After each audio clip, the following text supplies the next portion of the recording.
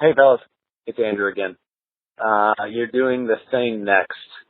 Perfect timing. I don't know if you know, but Stranger Things Season 2 is being released, I think, on Halloween.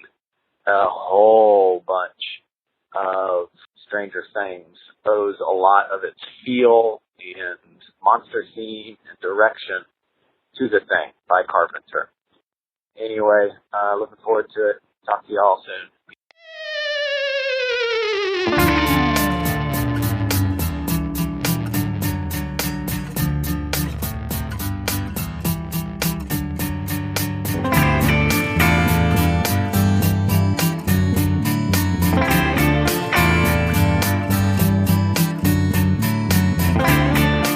Hello and welcome to episode 56 of Can We Still Be Friends, a podcast that tests the limits of the friendship between two people who mistake movie taste for personal morality. I'm Nate Goss, here with Ryan Ebling. Every October, we watch a horror movie to set the mood for Halloween, and for this, our fourth holiday spooktacular, we've decided to watch John Carpenter's The Thing. Both Ryan and I have seen this movie, but it's been a long time, and we felt like we needed to watch this Aliens in the Antarctic cult classic one more time. Even though The Thing is now widely regarded as a treasured classic among critics and horror fans alike, its reception when it opened in 1982 wasn't so glowing. Some critics found the movie's characters flat, and overall they just weren't impressed. The Thing spent about a month in theaters and earned $20 million, and the poor reception threatened to derail John Carpenter's burgeoning horror directing career. Since 1982, however, the movie has become revered as a masterpiece of 80s horror, and John Carpenter's career has done just fine. But is The Thing really a dynamite horror classic? Or should we take this movie out in the snow and torch it? Keep listening.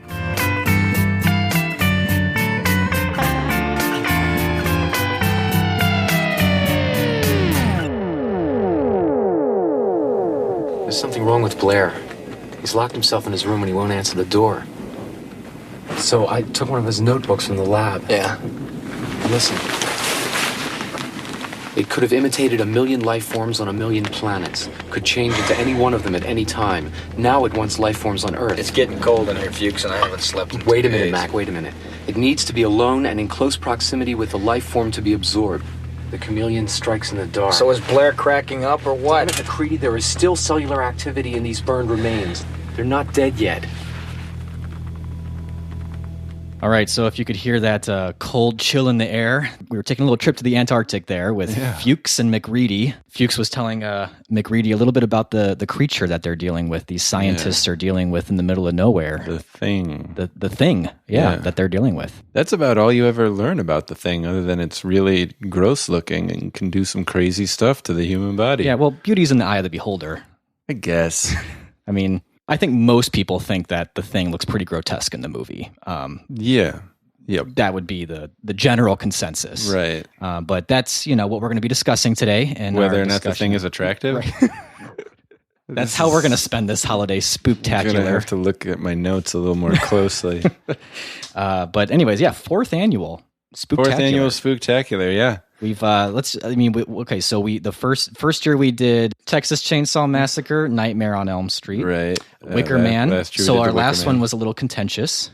So we'll see how this one does. The Thing. So yeah, we've had the first and the third years. Neither of us had seen the movie. Right. The second year when we did Nightmare on Elm Street, you'd seen it. I hadn't. Right. This one, we've both seen it. It's been a long time. For me too. While watching it, I realized I had forgotten a lot about it. Yeah. Let's just start it off. What was the first time like when you saw The Thing? Hard to say. I know either a roommate or a friend lent it to me. So we're talking college age, high school? Just after college. All right. And said, oh, you haven't seen this? I love this movie. And it wasn't, I don't think it was a friend who typically owns movies or has loves movies, but this one they owned and loved. I was like, oh, all right. And so I watched it and I thought, oh, all right, I think. Because my Letterboxd rating is 4 stars. Okay. And that's about all I remember. The effects were really pretty gory. And I remember Kurt Russell and his beard. That's a very unglamorous story. It's a thing I saw. Yeah. You saw The Thing, and it was a thing you saw. Yeah, that's pretty much it. And I know I've read a lot about the movie. People really love it. And when I hear people talk about The Thing, I'm like, yeah, definitely. Mm-hmm. I've seen that. And I was intrigued to watch it again, having read some more stuff just about, I mean, not anything very specific, but just having seen people praise the movie as this sort of classic kind of paragon of 80s horror. Mm-hmm. Well, it's got a lot of touchstones of 80s horror, and so I think we can get into what a lot of those are in our discussion. I'll swing it over to me, and I don't have any big story either. I guess we'll just have a lot more time to talk about the movie, but it was one of those that I just, it was probably post college. I mean, it was just that period that we've talked about many a times where we're just filling in gaps, and it was a summer watch for me. I just went to the library, grabbed a stack of movies. The Thing was one of them, and I watched it, and I really liked it. Okay. I remember that. So much so that I didn't even remember that I did this, but I looked at my letterbox and I had given it 5 stars. Whoa! And I really remember having that feeling after I watched it. Like, I loved it. I was like, that is a great, great movie. Huh. And then I never watched it again, so I just never revisited it. So I was really excited to watch it too, because I had even kind of forgot that was my passion for it. Gut reaction. Yeah. Wow. My letterbox was 4 stars, which is solid. So we both really liked it. Yeah. But I guess I just, I think when I watched it, I thought, this is now one of my favorite horror movies. I think I was kind of giving it a 5-star within that sort of horror thing. Like, if I'm going to make a list of my all-time favorite horror, The Thing would be right up there. Top 5 for sure. Had you seen a lot of horror movies, the way that you maybe are thinking about them more now? Where does The Thing fit into that? Was it pretty early in this process of kind of intentionally watching horror movies? Yeah, it was pretty early, because I've watched a lot since then. Yeah. I think we've both talked about how horror really isn't on neither of our specialty genre, but that we both like to watch a lot of horror around this time of year. Mm-hmm. And it's been a lot, it's been a couple of years since I watched The Thing, so I've got a lot under my belt since then. And I guess my feeling of that was sort of a revealing of what the horror genre can do. Sure. Because it was kind of early on in that, and just kind of having a reaction of, wow, I that's a horror movie that is unlike a lot that I've seen, and really shows you what you can do with the genre. At the time, that was my feeling. Yeah. So. Maybe this is getting too far into it, but would it still rank among the top, even like before the rewatch? As you've seen more horror movies, would The Thing have ranked up there? It would. Yeah. It actually would have. Although I don't think I would have been very educated in that, like, if someone pushed me on it. Because, like we talked about, I just hadn't remembered a lot of it. Yeah. I just remembered aspects of that movie that I really appreciated, such as the special effects, the practical effects. Absolutely. That I loved. I loved the smaller setting, the claustrophobia of it. Even the first time I watched it, I really loved that aspect of it. Even though I was kind of having a hard time remembering the ending before the rewatch. I remember liking the ending. Like, I remember feeling like, even though I couldn't really quite recall what the ending was in detail, I remember thinking, it just left me very like, wow, awesome, right? And so my recollection of that movie is, yes, it's one of my favorites. Okay, so that feels like a very qualified statement. Did the rewatch change that at all? No, it did not. I would still put this as one of my favorite horror movies. I'm going to keep it at 5 stars. Interesting. Actually, I love this movie. And now I feel like I was watching it a lot closer, knowing that we were going to have to talk about it, and watching it a lot more closer. It wasn't like I all of a sudden saw certain shortcomings that I had missed the first time or anything like that. And I still had that same visceral reaction to it, which in horror is kind of important. Ultimately, horror is one of those genres where you kind of need to have an experience with it. Yeah. It can't just be one that you're impressed by. Right. Yeah, absolutely. Well, I don't know if I was just in a wrong frame of mind on the rewatch, but I feel like I only saw flaws on the rewatch. Okay. Well, not really only, because there definitely there were a lot of aspects of it that did impress me a great deal, and I was with it and there were times where I was scared and disgusted, and it was working, but gut reaction ratings, I drop it to 3 stars, actually. Really? Yeah. Okay. But I maybe let my own feelings while watching it maybe cloud some of the better aspects of it, or amplify some of the aspects of it that I wasn't enjoying. So I'm open to a discussion. Okay. Certainly. Well, then why don't we just start with why don't you tell me what those feelings were? Like, what were the feelings that you were having while watching it that made you second guess it, I guess? Primarily this time around, the characters really, really got on my nerves. I found myself more often being frustrated with them than being scared for them. It feels like they did everything so slowly and so stupidly. Obviously, I don't know what it would be like to be in that situation, but this is like a military base, right? Like a military research base? Science. It's just science, not military. So these aren't people who are trained in any way. Okay. That's, I guess, where I was coming from as far as understanding, giving them that, like, this is all kind of something foreign to them. So, although McReady might have I think it's unclear if McReady is fully a scientist with the team, or if he's got a little bit of a helicopter. He might have a little bit of a military background. He has that shack apart from them, and yeah.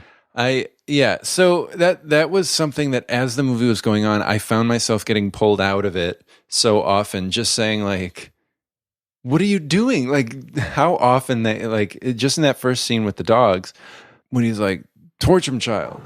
Get your ass over here! Burn it! Damn it, child! Torch it!"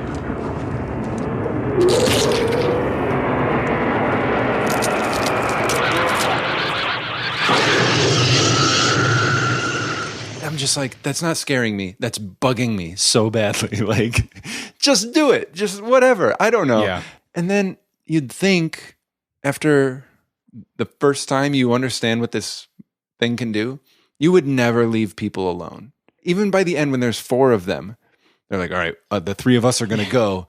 You stay alone. You were waiting for a buddy system to be implemented. They needed that. It seems like these people know they need to tie themselves to each other and follow a lead line when they're outside. Like, there's all these different ways that these scientists think through how to survive in the Antarctic, but having a buddy system doesn't cross their mind at all. Am I just being nitpicky and that's like calm down about it? But I just have to be honest that sort of thing was pulling me out of the movie. And then another thing about the movie that I wasn't tracking with, it was actually something Kelsey, my wife, pointed out. And then I read a Roger Ebert review, and he said pretty much the same thing. And Kelsey said, "Oh, so now my idea is good." Like, it wasn't bad. No, I just not needed good. to think about it. Ebert approved. That's all. But yeah, she did kind of call me on my needing a backup. But she's absolutely right, and she didn't need Roger Ebert to see it. As far as mystery goes, which this movie really does play on the fact that it's a mystery, as far as like who's an alien, who's not, there's no way of figuring things out for yourself or sorting anything out. Yeah. There's no way of entering into the mystery. And there's no way that the characters are really engaging with the mystery until that scene with like the blood. Mm-hmm.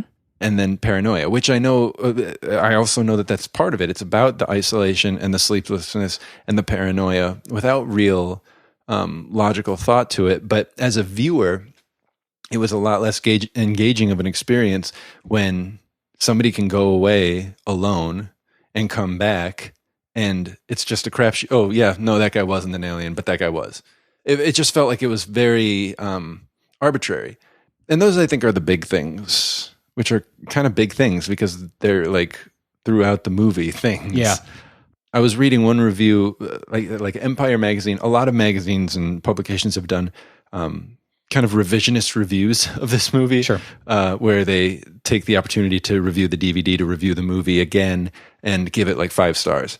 And there's that part where, and it's one of the greatest parts of the movie, where I can't remember the redheaded character's name, who's got like the most prolonged transformation scene. Like they do the defibrillator and his stomach opens up. Yeah, that's like the scene, the iconic scene, the defibrillator scene. It's like unparalleled, that scene. And I'm not faulting that scene at all. But when the head grows legs and crawls away, again, I'm sort of like, somebody notice, like whatever. I thought they did though. I think they do. They did and they do. And Palmer says, "You've got to be fucking kidding me." Yeah. You gotta be fucking kidding.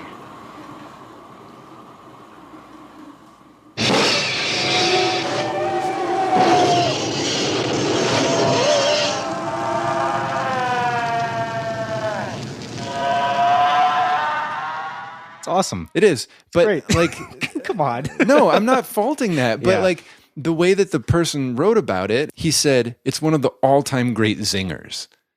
Like that's like an anti-zinger. And it's not that like I'm reacting, because these were I was reading people's writing to say like, what do I need?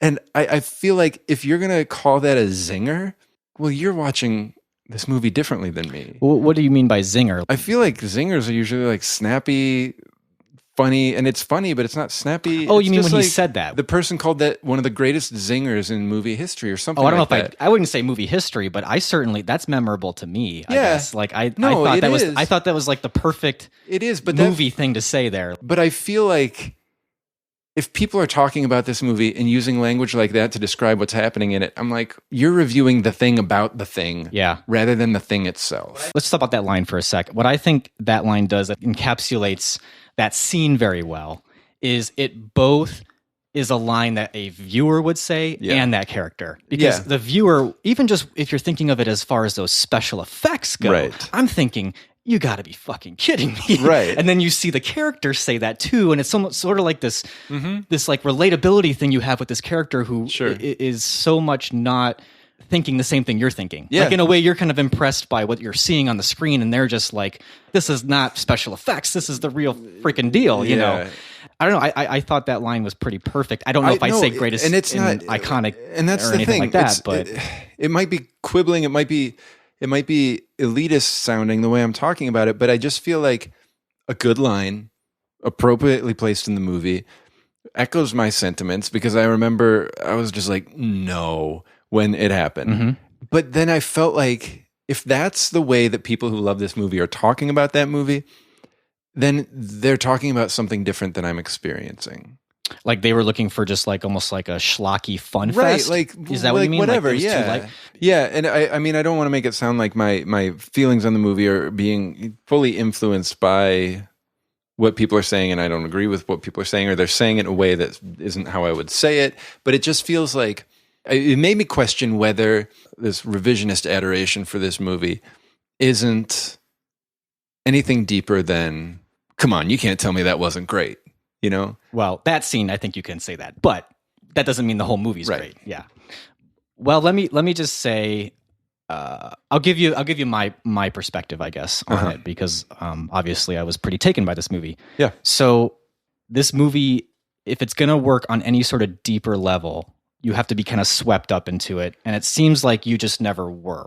Let me tell you that if you can get to that point, the movie becomes a pretty incredible thing. It's interesting that you even use the word feelings when you're talking about your feelings towards it, because I was reading an interview with Carpenter from 1982. It was Rick Gentry from, it was a film journal. I don't even think it's around anymore. It was called Postscript. And it was a film scholar interviewing John Carpenter. And this was actually while he was editing the thing. So the thing hadn't even come out yet. And he said for all of his movies, quote, "The trick is to get the viewer to project all of his or her feelings onto the screen."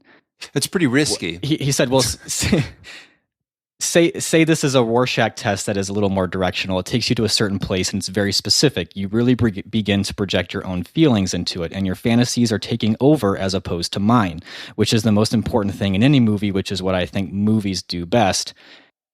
And I think, especially with a movie like The Thing, where the whole idea is it's depicting these guys who, it goes further than even distrusting each other. I mean, McReady says no one trusts each other anymore. Yeah. But it goes even further than that, to where they're not even trusting their own perceptions, which is why I actually think it's important in the movie for you not to know or not to be tipped off to this guy's a thing, this guy's not. Because if you're kind of going along with Carpenter's idea of like trying to get you to almost be immersed in this movie and to have those same types of feelings these people are feeling, you can't be a viewer that's in on anything, and you have to be in it with these guys.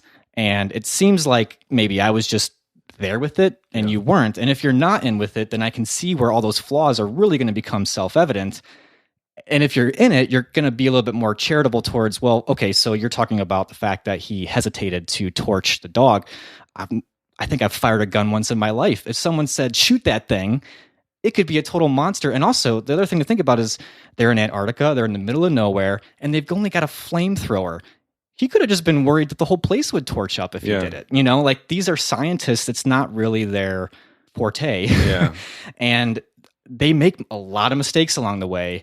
But, you know, as a viewer and someone who doesn't have any sort of background with firearms or with military background or anything, I'm like, yeah, I might not have made that choice, but who the hell knows, you know? And also that, and so many times these are people who they just spent months and months with. And yeah, you know that they're kind of a monster, but you're still having to torch something or someone that you've been with for months and months. And yeah, it's true. Like, putting yourself in that situation, like, and what you would feel seeing this for the first time and like in front of you.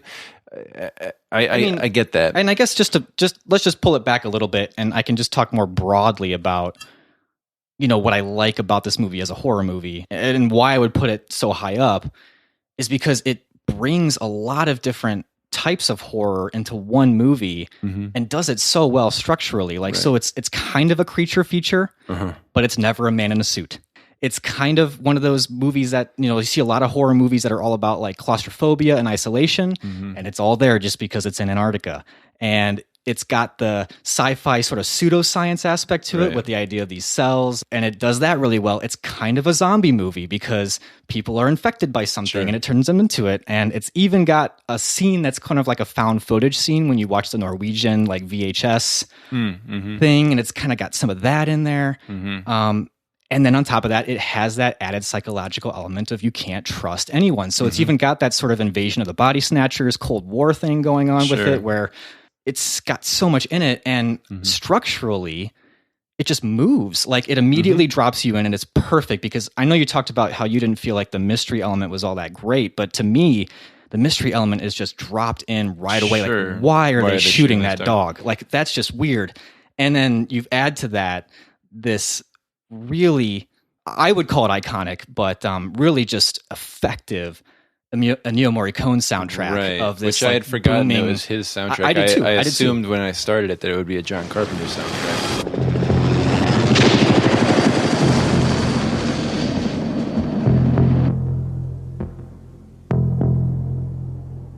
It's just like, it pulls you right in. You're like, something's weird here. This is really odd, you know? And then it does just enough exposition of these guys having to talk through stuff before it gets to the creature stuff, which, I mean, even out of nowhere. Even if you hated this movie, you'd have to be in awe of these practical effects. I don't hate this movie. The effects are unreal. Yeah. I will say, I think the final iteration of it is probably the least effective. It's like the strangest, silliest one. The one that's underground? Yeah. Yeah. But there were times where I'm like, how did they do that? Right. The credits, it's 5 guys, 5 people were in charge of those, I think. Yeah, well, and then Rob Bottin was the main guy who like was the mastermind behind all of it. Yeah, but then there were 4 guys who helped him with like the puppetry sort of stuff. And whereas you see any movie that's got any amount of special effects now, and it's like a team of 50, and then it's all like the 5 columns worth of people, and then all the kids born in the time that took them to do that. And then, just to add to that, one last thing that I think, you add all that up, good horror movie, great, and then the way he chooses to end it, an amazing ending. Like, it's just it's that right amount of, you know, despair, but also like there could be some hope in it, but there could also be nothing to it. Like, it's the mystery stays. It's never solved. The mystery is only solved in the sense that you at least know what they were shooting at with that dog. Yeah. You know, and you understand that they finally figured out what this thing is or how it works. But then you're just left with this new mystery of, but what the hell is going to happen? Like, is humanity just doomed? You know, are they just going to die and the thing's going to move on and get in a helicopter and go off to the world? And, you know, it doesn't close anything up easily, which I know we both kind of appreciate in movies when it's done well. So I do like the ending. I do. There are definitely things that I like about it that I think are good about it. To the point that you were making, and this is going back a few turns, when you say, oh, but these are scientists. They may not be comfortable with weapons, all that stuff. I feel like it was established pretty early on that these are guys at the ready when Gary is just observing from the inside a guy running with a gun and is immediately driven to grab a handgun, break a window, which seems completely stupid in a sub-zero, in Antarctica to break a window, and then fire a couple times and get the guy in the eye. So the movie establishes right away this expectation that these are men of action who are ready to drop a person. They don't know anything about this other than this guy's running with a gun. At them. Right? And that is stupid for him to break the window, but like he's also someone who doesn't really know what you should do in that situation. Like you've got a guy coming at you with a gun, like pops him in the eye, and then maybe it's just it seems dumb like luck, but that's the thing. To me that's the expectation the movie established was like these guys are I don't know. That's how I interpret. Stupid that he did that, and then it seemed just so frustrating that they're like. I mean, it's like Frodo constantly falling in the Lord of the Rings movies. It's just like, yeah. I mean, I guess that's how I interpreted it. I interpreted it as him not really knowing the right procedure, and yeah, breaking a window is probably pretty stupid. And also, him hitting him in the eye seemed to me almost like just a lucky shot. Like, I don't think he was. I mean, if anything, I wonder if, as scientists, they were kind of wishing they would have maimed him because they could have at least asked him questions like, "What the hell were you doing?" Yeah, sure. But it was a person who was panicked and just did what they did in that situation, and then they just moved on. Which is the last time in that movie somebody acts quickly out of panic. But then there's Blair. They don't trust Blair at all. And because he was alone. That's why they don't trust him. No, and I get it. I get it. I'm not saying so. It's not like they're completely stupid about people who are alone. Right. But then MacReady sees Blair taking an axe to the helicopter and just... as Blair runs away, just goes, Blair? Like, you already don't trust this guy. He just took an axe to a helicopter and ran inside with an axe, and you're just going to stand there and be like, Blair? I don't know. It was just stuff like that, moments like that I was like, I don't know. These guys can die. I don't know. And at this point, you're probably like, well, there's no point in this conversation. I'm just getting my frustrations with this movie out. That's fine.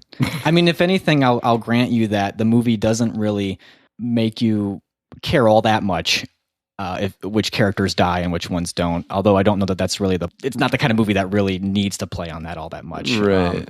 That was something I noticed in a lot of the old reviews was they were pretty down on the characters and the characterizations.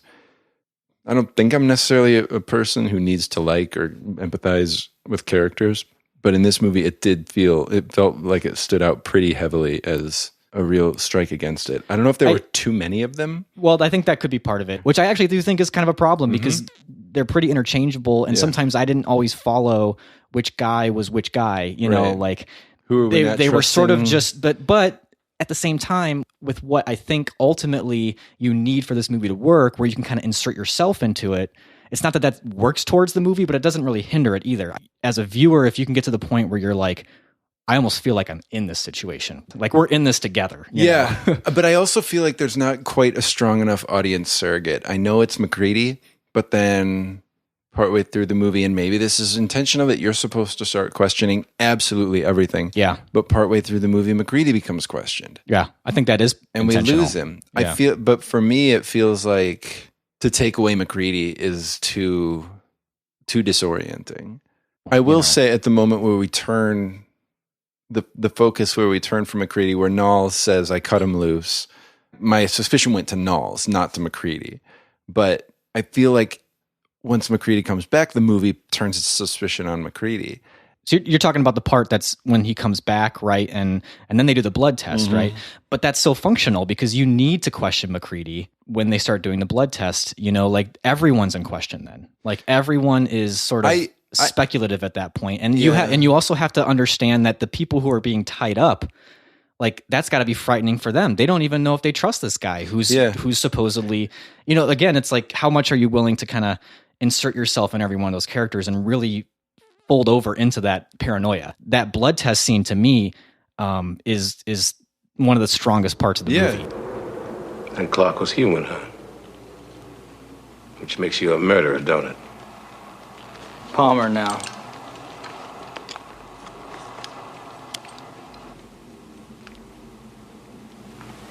This is pure nonsense. Doesn't prove a thing. I thought you'd feel that way, Gary. You were the only one that could have got to that blood. We'll do you last.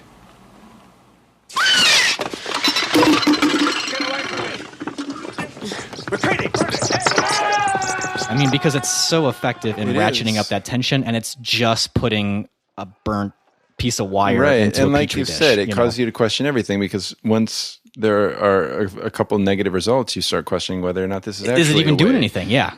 But I don't think that scene would have been weakened if we already had complete faith in McCready. If he had started with his own blood and said, "I'll show you," and then did it, and then went through the whole thing. I just personally would have maybe been more with it if I knew McCready's the person I'm aligning myself with. There are plenty of other people for me to not trust. I also just hate the fact that there's a character named Windows. Is that his? Is that his last name? Windows. He's the radio guy. Is that his name? I guess I didn't even think about what his name was, but there's actually Mac and Windows. I don't know if Windows was actually a thing in 1982, but I don't know either. Actually, no, I don't think it was. I don't think it was that early. But maybe Windows comes from the thing. Yeah, like Bill Gates, and he was a huge fan of the thing. Yeah, and you got McCready. Although, Windows. Mac's already out there. We'll go with Windows instead of Fuchs. Are you running Fuchs 95? He probably would have just gotten sick of. Actually, it's Fuchs. Poor anybody whose last name is Fuchs. Yeah, not a fun last name to live with. I'm guessing. I don't want to. No, assume, you don't pronounce it that way. My last name looks like gas, so I've lived with that my whole life. That's true. Oh, what it made me think of when you just talking about whether or not Bill Gates loved this movie in 1982, because not many people did love this movie in 1982. And actually, Ennio Morricone got a Razzie nomination for worst score. I can't believe that. Yeah, it's just that just shows how either ahead of its time or just how tone deaf the Razzies are. Because The Shining got nominated for worst director. Right. In 1980, so the Razzies can go. I'm waiting for the Catwoman comeback. Yeah, right. When are we going to appreciate Catwoman? It took a long time, I think, for that synth.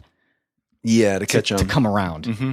You know, I remember even growing up. You know, those synth noises were still they were so of their time, 80s.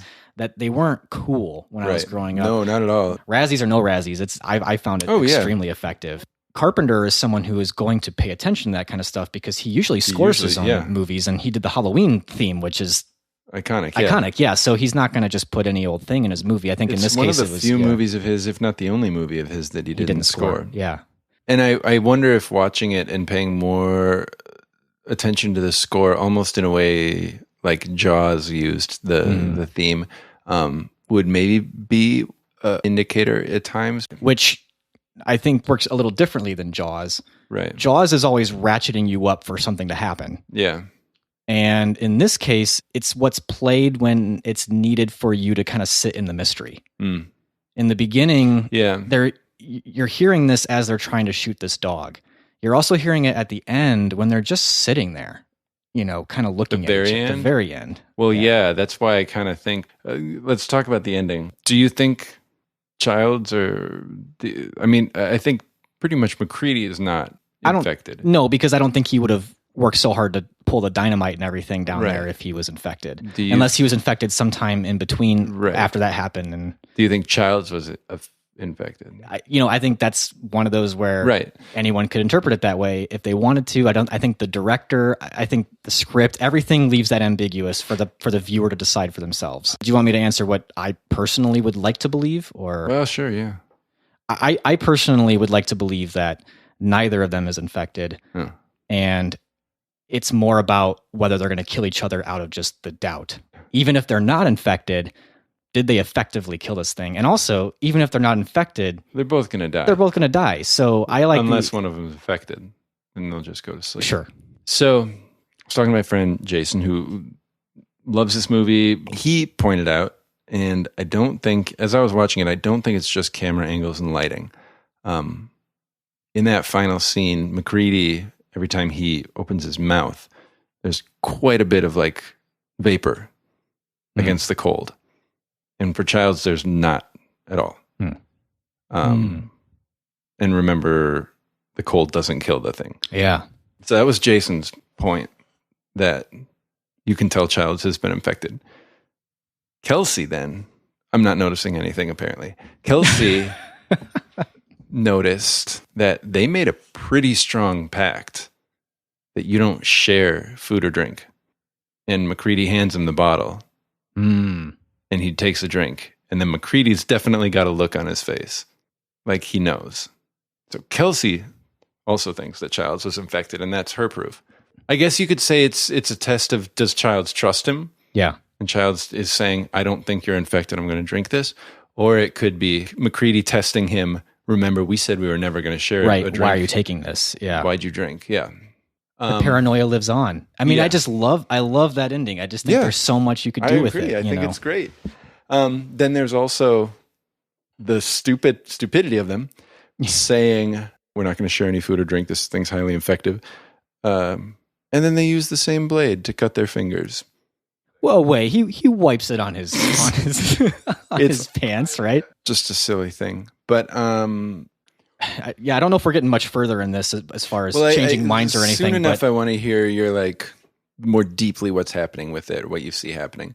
I just find, I already talked about how I feel like it's sort of a good combination of a lot of what horror can do which well. Which is a good point. But I think that on top of that, it does all that and still creates this entirely unique thing. You know, it's still unlike a lot of horror I've ever seen, which is another reason why I would keep it at 5 stars. It's kind of like The Shining in that way, where it's just like, it's so unique, where it's just like, I'm so glad that it's there, and I really enjoy, I want to watch it again. Like, I mean, and if I can just sort of fall back on more instinctual feelings, this was one of those movies where I watched it and the credits started rolling, and I was sitting next to my wife, who was barely paying attention. She was on her laptop, and I just kind of like hit her shoulder, and I was like, that's an awesome movie. I was like, I love that. That was so good, you know? And so I can't really, I see what you're saying. It's not like you don't have valid points to what you're saying, but it's really hard to just throw that feeling away. There are flaws, sure, but I guess I either didn't even notice them because I was just so wrapped up in it, or in a lot of ways it is a very tight movie too. There's no fluff to it whatsoever. And the special effects, which we can get into how amazing those are, and we kind of touched on a lot of that, and that really is what a lot of people point out. Even now, it's just kind of like, that movie's got such like some of the best special effects ever, and that's great. But I also don't feel like the movie leans on those. You know, like it ratchets up your paranoia and tension through something like the blood test, which is hardly any special effects at all. Like it doesn't need them. A lot of your fear is from the negative tests. Yeah. And a lot of your fear is also like just when they go to a the burnt Norwegian base, you know, like it doesn't always rely on the effects to be the only thing that wins you over in this movie, you know. But I do want to say you're not alone in kind of just being mediocre on it, you know. And we did have Eric, who always chimes in on our episodes, which I always actually look forward to seeing what he's going to say. Me too. We should. So he wants to be on one of these I hope days. he keeps it up. But the most he could say about it was that he liked this movie well enough to finish it. Yeah. I'm probably about there. Really? With him. Man, it's hard because I had such a positive reaction to it. I'm glad you did. I don't begrudge you that. But he did say he can see why it's a cult favorite. Yes. He in his words, it's got that slightly off logic of a horror movie, over the top special gore effects, and a cast of fun character actors. So it seems like in a way you're almost both on the same page, where it's like you understand why people like it. Right. It's just not for you. Don't like it. Yeah. Yeah. I mean, I think Roger Ebert called it like a geek show. How it's just a movie that people like dare each other to watch. Yeah, and I just don't see that. I don't think so. I don't think I wouldn't reduce it that far. I think that's dismissing so much of what's actually in the movie. That isn't that. Yeah. If that was what the movie was relying on, we'd see a lot more of it. Yeah. You know, the stuff is actually pretty spaced out when you actually look at the movie itself. Yeah. I think that when you do see it, it is so intense and memorable. It's hard not to have those be all you really remember of it. Right. You know? That's true. I mean, even though we know now that, you know, what they're doing could easily be done with computer special effects, the fact is that we've kind of seen it all. And so back then you'd really have to be asking yourself, how the heck did they do that? You know? I mean, some of the stuff was really fun to watch on the special effects. They talk about, or the special features of the DVD. The parts I remember was when they talked about, you know, the defibrillator part where it takes off his arms. Yeah. And a lot of that stuff. It's so messed up. It is. But like a lot of that stuff, not only was there so much involved just prep wise, I mean, the way they did that was a double amputee who had gelatin arms put on. And I forget what they used for bones. But as a double amputee, and then they put an entire face over him to look like the character actor who I'm blanking on at the moment. So it's actually a double, but it's so well done you cannot tell because they even showed it in like slow motion on the special features. And then, you know, everything else is the guy who's laid out on the table. It's his head, but everything else is like he's kind of down, like kind of standing actually. Wow. And everything else is a reproduction that's completely made out of like rubber.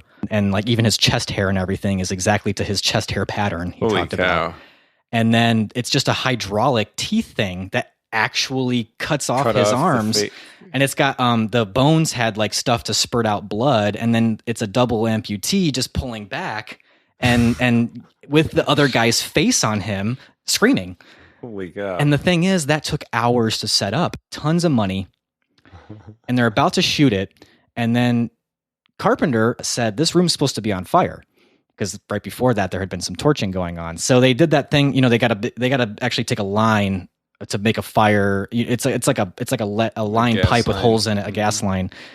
And they actually put it in last minute, but the guy who did it didn't do it quite right. And the whole thing went up in flames, like on the first take. No. And Rob Bottin, who did the special effects, was so distraught at seeing this thing go up in flames that he was just paralyzed with like shock. And Carpenter was like, don't just stand there, put it out, you idiot. Like they put it out and then they had to kind of rebuild the whole thing. So maybe it was realistic that somebody would just stand there and not do something? Yeah, maybe it is actually. There you go. That's awful. But yeah, then they had to redo the whole thing. And that poor actor who was playing the guy laid out on the table had to just stand there for hours and hours again in makeup to do that, you know. Oh my God. But it's so cool. If you're interested in that stuff, the DVD of the release actually does go into how they do pretty much all those effects. But it's the painstaking work of creating like sculptures, really, like these rubber gelatin sculptures that actually have to be run by like 3 or 4 puppeteers, and it's all out of this, you know, Rob Bottin's mind. And he was like 22. Yeah, and I think he actually had a nervous breakdown afterwards because of his lack of sleep. Like he didn't sleep for days. Well, I'm pretty sure he bit off more than he could chew. But he eventually won an Academy Award for some movie he did. Total Recall. For The Thing? Total Recall. Oh. But he did not win for Verhoeven. Total Recall. Yeah. Wow. I can't believe The Thing didn't win. I know. Oh, I don't know what did win. Maybe E.T.? Oh, probably E.T. E.T. was like the big movie that was actually running at the same time. Yeah. And actually a lot of people, or a lot of critics who are going back and reviewing The Thing as a retrospective were saying that that's partly the reason it might have bombed was just because there was already another Alien movie with a totally different feel that people were falling for. And The Thing was just not, it seemed almost tasteless in comparison, you know. And I also wonder how much people were sort of like, we just saw Alien like 3 years ago. Yeah, why do we need this? Yeah. And the thing that I didn't realize before watching it was that the idea of the Thing, this creature that can, you know, take on different shapes. Right. You know, it was loosely based on a short story from like the 30s, I think, that then was made into a movie that was produced by Howard Hawks. The Thing from Outer Space. The Thing from Outer Space. But what we now understand as the Thing, thanks to this John Carpenter movie, was not what was imagined in either of those. Because, you know, when they approached Carpenter with this idea, he was still thinking, we need to think of what this monster looks like. Huh. And it was actually Bottin who said, why don't we have it not look like anything? Let's just have it always completely take the shape of almost like a combination of everything it had been before. Like original form. Right. So that's cool. Yeah, that's really cool. So you can see actually that concept of having a monster that doesn't really have any real shape. That's really influential. That's very influential. And in fact, Stranger Things 2 is coming out on Halloween. Right. And The Thing is a huge influence on that movie. Definitely, yeah. And especially in this next season, which is going to focus more on, I guess, what they're calling the shadow monster. Oh, really? Yeah, which is, in the upside down, it's kind of the big thing. And it doesn't really have a for sure shape, or if it does, it's one that like you're only seeing sort of in the clouds. And not the thing with like the... It's kind of like a spider-looking thing. Looks like, yeah. No, that was the Demogorgon. Oh, right, yeah. This is called the Shadow Monster. In the trailer, you see it. It's almost like it's in the sky, and it's huge looking. There was actually a quote recently I saw from Matt Duffer, one of the Duffer brothers, saying that on their season 2 Shadow Monster, there's an H.P. Lovecraft sort of approach, this interdimensional being that is sort of beyond human comprehension. We purposely don't want to go too much into what it is or what it wants, which I think really is, like a throwback to The Thing. For sure. And even when we first see The Thing kind of split open the dog, when the dog's face splits, it's like the face of the Demogorgon. It's like that. Got that 4-parted mouth thing. Right. Looks almost like it could be a flower almost, or a plant. Yeah, something. Yeah, right. But yeah, I think it's good to note that the movie, its special effects are almost unparalleled, but that's not the only thing about it. And you're right that when I think about the movie, there are definitely images of that come to mind, but there's also a lot more that I think about. So I think you're right that there is more going on. I think it's just that I'm not necessarily connecting with it, which is too bad. Maybe some other time. I don't know. Maybe. Would you give it another chance? Oh yeah, I'd watch it again. Yeah. Do you think its iconic and classic status is well deserved, or do you think that it's a little bit of hype and bandwagon? Well, we're kind of getting back to that zinger idea. Like, if you think a line like that is a zinger, then you're definitely just thriving on the movie's reputation. I think. It's weird that they would say that, because it's not like it's a movie of one-liners. No. At all. And that's what it felt like. In fact, like. that might be was just like... That might be the only one-liner in it, actually, that I can think of. Yeah. It just felt like if this is what the praise of the movie looks like, then they're not praising the movie. They're praising the phenomenon. And again, that probably sounds like I'm being like, well, you don't like it, right? So I don't like it at all.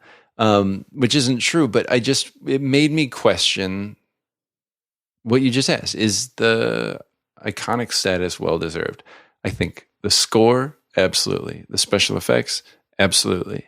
I think Kurt Russell, this was a great way to solidify him as a leading man. One of the things that I think is hard to not at least notice when you're watching it now is the fact that it is just all guys. Right. That there are no women in this. I don't know that a big statement needs to be made about that, other than I think it's hard not to notice that when you're watching it. Yeah. And I actually know that was an intentional choice of Carpenter's. Yeah. The way he said why he did it wasn't very explanatory. All he said was he thought it would streamline things. And I kind of get what he means, in that as a viewer, there's a lot you don't have to think about by the fact that it's all men. For sure. We've already talked about how you don't think decisions were made very well.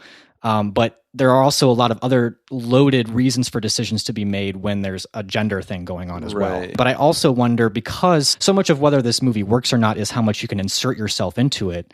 I don't have the perspective of a woman, but I could see where it would be kind of hard for any woman to really...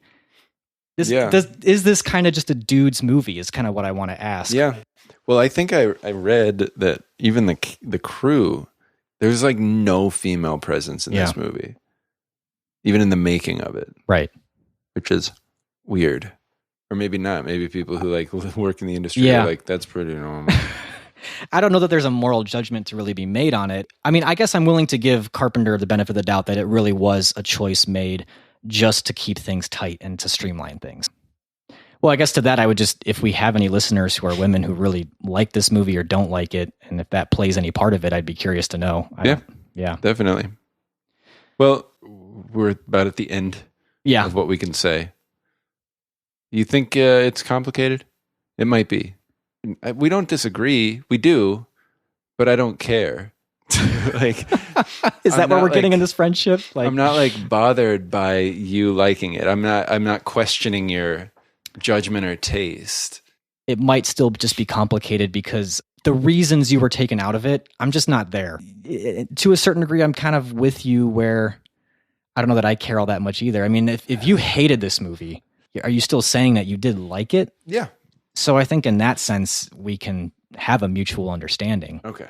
It's not like Wicker Man where I really love that movie and you really hated it and there was no meeting in between. So Right. What would be a 5-star horror movie? Like, can you name more than The Shining? Maybe Psycho? Well, I don't know if The Conjuring would be 5 stars, but it's definitely one of my favorite horror movies. I don't know if Silence of the Lambs is a horror movie, but it's definitely one of like the movies that scared me the most, and I really like. I mean, is it just something where that genre to you is one that you're going to hesitate ever really putting in that same camp as some of your favorite movies? I guess I don't know. Maybe because maybe I'm not sure how to watch a horror movie. You know? It's weird that you brought up so much stuff about why did the characters do that, and it didn't even cross my mind when I watched it. And I like to think that I watch movies with a bit of a critical eye. Like, is it just that when I put on a horror movie, I'm a lot more willing to just go with it, as long as I can sense that there's a bit of that in me that would have possibly acted the same way. Maybe you're right. All it says is that in a crisis, I would be impeccable. I would act impeccably. In a crisis, quickly, you're the guy holding the flamethrower. Clearly, yeah. All right, well, we'll stick with mutual understanding. Sure. I think that's fair enough. Yeah. And that just about wraps up our 4th annual holiday spooktacular. Ooh, I just got the chills there. You did. I saw that. Yeah. You shivered. Still got him. Wow. Yeah. Well, man. Well, let's move on. Easier chills. Take a deep breath here and talk about what we're gonna talk about next time. So for our next episode, we're actually going to do something that we haven't done in a long time, and that's do a listener suggestion for the podcast. Back in August, one of our listeners, Rachel, had been talking about how Harry Potter this year is celebrating 20th anniversary. Yeah, the books, yeah. The books, yeah. It's been like a year-long celebration, I feel like. Might as well be. Yeah. I feel like people are always celebrating Harry Potter. They'll find some reason. But right now, the reason is 20th anniversary of the Harry Potter and Sorcerer's Stone, right? Or is it? Well, the Philosopher's Stone in England, but yeah. Right. Sorcerer's Stone. This is an American podcast, so it's Sorcerer's Stone. We may have UK listeners. America first. And that's always going to be the position of this podcast. Yuck. Anyways, back to what I was saying. Rachel was talking about how Harry Potter stuff has been all around this year, and she said it might be a good opportunity to tie back to one of the classic, quote, wizard films, Willow. Just a suggestion. Keep being awesome, is what she said to us. So thank you, Rachel, for that suggestion, and we're going to do that, because actually last November... We will keep being awesome. We'll try. Well, no guarantees. Make this podcast awesome again. Huh? What? Oh, is that your mega thing? Oh, do you say mega? I thought everybody said MAGA. I only see it on Twitter. I don't know. I've never actually heard someone say it out loud. I guess I've heard people say MAGA. But have you? Yeah. I like mega. So last November, also, we did Harry Potter. Yeah. And so it seems right. It seems like this is what we do in November. Yeah. We do something Harry Potter. Even though this movie does nothing to do with Harry Potter per se. Wizards. It does have to do with fantasy and journeys and the hero's quest. Everything that Harry Potter started. Yes. But Willow is older. It's 1988, directed by Ron Howard. Yeah, who just got the reins of the Han Solo movie. Yeah. So he's coming back to fantasy-ish stuff.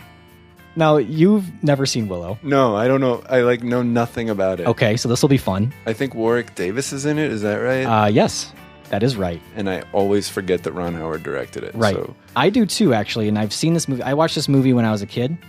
Liked it. Hadn't seen it forever. And then I recently rewatched it not too long ago. George Lucas is credited as a writer on Willow. Yeah, that's true. Sorry, I'm just looking up what Ron Howard has directed. So what I do remember is Rush. That racing movie. Yeah. It got good reviews. Yeah, but I never saw it. I didn't either. Before that was The Dilemma. starring Vince Vaughn and Kevin James. Okay. Oh, Frost Nixon was around there. That's a great movie. It is. He keeps directing Dan Brown adaptations. That's right. After Rush, he directed Made in America, the Jay-Z documentary. It's funny, like you look at the poster and it says Made in America, and at the top it just says Jay-Z, Ron Howard. And it's like, that's just a very strange duo. You watch Willow. You listen to Jay-Z. I'll squeeze it in, but I'm going to listen to a lot of Jay-Z to figure out if he mentions Ron Howard. And possibly Willow. You don't know. I bet there's like an Apollo 13 reference someplace. Yeah, if you were going to reference any Ron Howard movie, it probably would be that. Yeah. I don't think it'd be Frost Nixon. Probably not. But I could see Frost Nixon being a cool reference in a rap song. Yeah, a very cool reference. In my world. Yeah. You know why I've never gotten into rap? They don't reference Frost Nixon once. I mean, you find me one rapper. Frost Nixon's the original rap battle right there. Those two dynamite That's true. personalities trying to get the best of each other. That's what rap battles are. Mm-hmm. Yep. So, back to Willow. Yeah. I have nothing to say about Willow. I don't know anything about it. Well, and here it'll be an interesting conversation. I feel like it's in a lot of ways it's kind of like Hook, where if you're at a certain age, you've got a lot of love for this movie, but it's not like it's critically acclaimed. I mean, it's got pretty mixed reviews on Metacritic. I think it's standing at like a 45. Good gosh. You're having second thoughts about this now? No, it's not. We should do it. I just feel like it's no Frost Nixon is what I'm thinking. No Frost Nixon. That's what I'm usually thinking that right. Though. The original rap battle. Yeah. I think there's a lot of you out there that I'm guessing a lot of you are in my boat where you've seen this movie, you just don't remember hardly any of it. It's not a movie I don't think that gets revisited a whole lot. Which is weird because it seems like a movie people like, but they don't want to revisit it. Or am I just not hanging around the right people? Well, it's like, when's the last time, other than for this podcast, that you actually revisited Hook? Yesterday. Oh, that's about as often as I rewatch Frost Nixon. Of course, I consider Hook squaring off with Peter Pan to be the original rap battle, which I believe predates Frost Nixon. Okay, you're right. You're right, Ryan. Yeah, I know. So, anyways, yeah, but I hope everyone will rewatch Willow with us and get back at us about how you feel about it or how you remember feeling about it. There's a lot of ways you can do that. Facebook is one. Twitter's one. At CWSBF is our handle there. Email is one. Yep. Feedback at canwestillbefriends.net. You can comment on our website, canwestillbefriends.net. You've got our voicemail number. 847-306-9532. And you can always comment on old episodes. We really enjoy when people are discovering older episodes and they'll shoot us a voicemail or an email and share their thoughts. We always really like hearing about those. Yeah. And sometimes we got to kind of try to remember what we said in those episodes, but hopefully we still stand by it. But it is always good to have you guys go through. We had a listener catch a contradiction in my. That was fun. I tried to explain it. You did, and you explained it well. What was it again, though? I don't even remember. I said that I didn't think I had ever heard a joke that I thought was funny outside of Wayne's World. And a savvy, detail-oriented listener said, you talked in the Borat episode at length about how funny a not joke was. And I believe I probably even said something along the lines of, I never thought a not joke was funny outside this movie. But as you explained to that listener, it's a deconstruction of a not joke. Right. And the fact that he's doing not jokes so poorly, he's joking about how bad not jokes are. So you should have qualified in your Wayne's World statement that I should have qualified in Borat. That you weren't finding the not joke funny, you were finding the deconstruction of the not joke funny. Yeah. And also in Wayne's World, you could have qualified it by saying, I don't think I've ever heard a well-executed not joke that legitimately made me laugh. That was working with the conventions rather than deconstructing the conventions. Yeah. So just be more careful next time. Yeah. I don't understand what the point of this would be if we didn't maintain some level of consistency in our episodes. Right. And if we kept having these issues, Ryan, where you were contradicting yourself, we're just going to have to pull the plug on this. I would step down immediately. Well, and you should. I mean, it's the right thing to do. That being said, I really wouldn't feel the need to step down if consistent inconsistencies were pointed out to me frequently.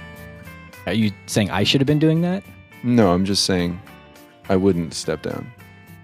There's an inconsistency going on here right now. No, I'm pretty sure. I don't think that's true because I take inconsistencies very seriously and I avoid them as often as I can. And if I were ever to be pointed out that I have several inconsistencies, I would have to step down. And that's never happened. And it wouldn't happen because I wouldn't step down. I'm just a very consistent person, and it's very important to me that I remain inconsistent. And that would never happen. I think it could. But it wouldn't. It might not, but it would.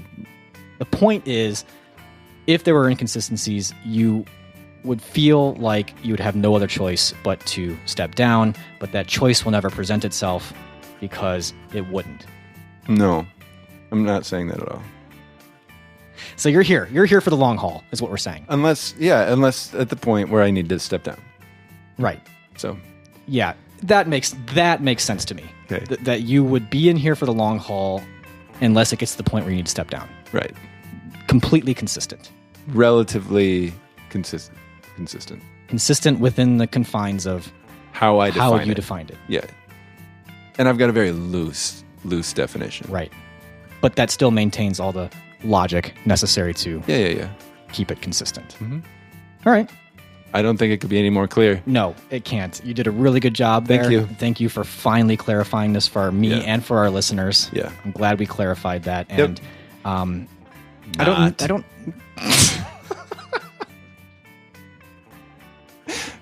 Well, you made a not joke I actually laughed at. Well, you did it. I did it. You did it. Well done. Thank you. Wow. Wayne's World. Ryan on Can We Still Be Friends? Wow. Yep. Thank you. Man. I don't know. It took a while to get there, but I don't know if we get to end on a higher note. I don't think we could. So thanks for listening. Keep sharing the podcast, and thanks for listening. Thank you. We'll catch you next time.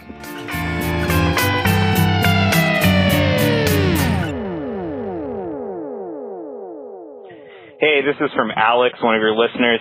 I just got done listening to your Starship Troopers episode, and look, I'm in my car right now. I haven't written any of these things down, so I'm just going to go. I think that all of you are right, and therefore all of you are wrong. And this is what I mean by this. I think that Paul Verhoeven is the strangest blockbuster filmmaker ever. I am much more of a RoboCop fan than I am Starship Troopers, but I think the same principles still apply. Paul Verhoeven makes satires that are absurd on many levels. So I think that what Nate was saying about how he's not sure the orientation of this guy's satire, where he's going with this, is very, very, very true and a key to understanding the kind of satire he makes. So Starship Troopers is both an anti-war satire and a satire of an anti-war satire. I think that the thing that puts people off about Verhoeven movies is that he will never fit the movie he's making into your expectations, and he is always making fun of the kind of movie you want to watch. Whether it's just a straightforward like war action space adventure movie, he is obviously clowning on you. If it is a like nuanced like sci-fi kind of really makes you think kind of thing, he is making fun of that kind of movie because it's absurd. It's all absurd. And I don't know exactly what is absurd about this. Is it absurd to him to make a blockbuster with these sorts of themes in it, but he's just doing it because that's his job? Is he ultimately just totally cynical? I just don't know. I don't know what his orientation is. There's something really gleeful about his satire that I just haven't seen in other movies. I don't think there is a clear way to say this is what he thinks is wrong, this is what he thinks is right. So the key to understanding this is the scenes that you think are giving you some kind of insight into the comment the movie's actually making are absolutely absurd. Like the Michael Ironside ranting at Rico about how violence solves all the problems. It's the same thing in RoboCop with these kinds of obviously villainous, just, frothing at the mouth kind of like CEOs joke, because all they're talking about is profits and stuff and profits. And it's like, it's as much a send-up of these kinds of high-minded comments as it is a send-up of straightforward sort of heroic action movies. It's both. If there's any key, I think, to kind of getting a perspective on it all, and I'm not sure there is, I think it has something to do with media. In all of his movies, there's the underlying kind of language of people on both sides of whatever is media. In RoboCop, everyone says that same phrase that's on the television, you know, I'd buy that for $1, which is just absurd. It doesn't make any sense, but everyone seems to know what it means, and it's just kind of moronic and idiocracy, but it's just in everyone's head. Same thing in Starship Troopers and the propaganda films. Yeah, I think he might be saying something about the fact that we are looking to television, looking to the screen to get meaning at all, and that's absurd. That's my thought. You can take it for what you will. Thank you very much. Love your show. Bye.